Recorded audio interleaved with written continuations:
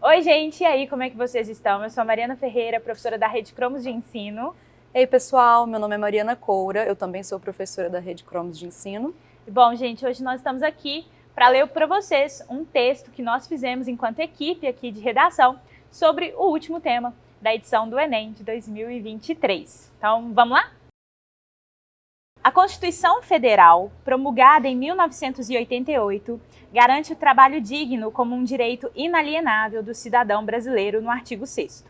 Entretanto, no cenário atual, é possível observar falhas na execução dessa premissa, por exemplo, no que se refere à invisibilização das tarefas de cuidado desempenhadas pelas mulheres no país.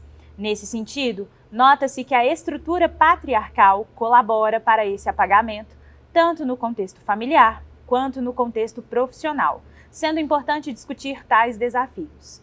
Em primeira instância, cabe uma análise de como o machismo contribui para que, sobretudo, a mulher seja a responsável por zelar pela família como uma obrigação e não um ofício. Nesse contexto, historicamente, é possível mencionar a inserção feminina tardia no mercado de trabalho, a qual ocorreu apenas pós-industrialização na década de 30, e somente aconteceu com atraso devido ao papel internalizado de cuidadora familiar exercido majoritariamente por esse grupo. Assim, percebe-se que nos dias atuais, esse pensamento patriarcal ainda tem força a considerar as jornadas duplas de trabalho exercidas por essa parcela social. Isso se dá, pois, além de executar a atividade formal, cabe a ela cuidar do lar e possivelmente dos filhos e do marido.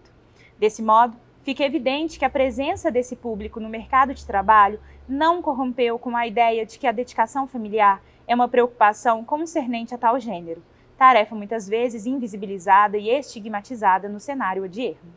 Em segunda instância, pode-se verificar como as profissões que se relacionam ao cuidado socialmente são desvalorizadas e atribuídas às mulheres.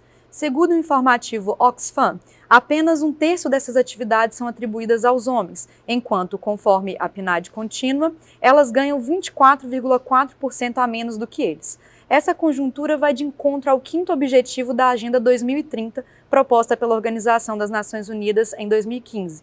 Este evidencia a importância de enfrentar a falta de equidade de gênero. Tal meta não é respeitada, uma vez que há a crença de que existem profissões exclusivamente femininas, como babás, pedagogas e empregadas domésticas, geralmente mal remuneradas, como apontado pelos dados anteriores. Dessa forma, mesmo ao se considerar trabalhos formais, recai a essa classe a tarefa de assistir indivíduos sem o devido reconhecimento social e econômico. Portanto, é importante que haja uma valorização do protagonismo das mulheres no que diz respeito ao trabalho de cuidado exercido por elas no Brasil. Para tanto, o governo pode conscientizar a população acerca do machismo e de suas implicações supracitadas.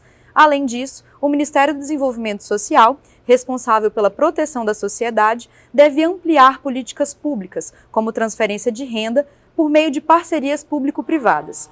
Essa ação tem o intuito de promover o reconhecimento econômico e social dessas cidadãs e reduzir sua invisibilidade. A partir disso, o direito a um trabalho digno, constitucionalmente proposto, e a equidade de gênero serão, a longo prazo, conquistados no país. Bom, gente, então essa foi a nossa proposta de texto. Agora a Mari vai comentar um pouquinho sobre os argumentos que nós utilizamos. Como vocês podem perceber, nós utilizamos o machismo para poder falar sobre os dois argumentos e nós analisamos o âmbito familiar e o âmbito profissional, em que no âmbito familiar as mulheres desempenham o papel de cuidar da casa e também do marido e dos filhos, e no âmbito profissional, no que se refere a profissões que são destinadas, ou que se tem a ideia de que elas são destinadas a mulheres apenas. E aí, para comprovar todas essas ideias, para trazer um repertório sociocultural, nós fomos na Constituição Federal falando um pouquinho sobre o trabalho digno como um direito do cidadão, nesse caso da cidadã. A gente também falou um pouquinho aí sobre a Agenda 2030, com essa ideia da igualdade de gênero como um dos 17 objetivos propostos. E, claro, trouxemos aí alguns dados também. Um dado que nós trouxemos como repertório sociocultural foi da PNAD, Pesquisa Nacional de Amostra por Domicílios. E esse dado aí conseguiu construir muito bem a argumentação que a Mari falou aí um pouquinho para vocês. Então essa foi a nossa análise de redação, esse foi o nosso texto. Espero que vocês tenham gostado. Tchauzinho! Tchauzinho, gente!